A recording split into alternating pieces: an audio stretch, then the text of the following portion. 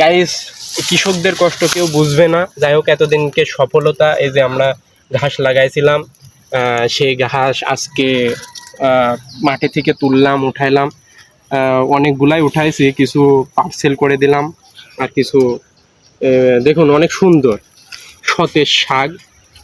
মাঠে কৃষি আবাদে কোনো সার পানি বাদেই এত সুন্দর হয়েছে। সো গাইস, আপনাদের পাশে থাকবেন আপনারা, আর এরকম নিত্য নতুন শাক দেখতে হলে আর খেতে হলে আমার সাথে যোগাযোগ করবেন, আপনাদের শাক আমি পাঠিয়ে দেব। ওরে পাগল, এই পাবলিক কি পাগল পাইছো? পাবলিক কি পাগল ঠাপাইছে?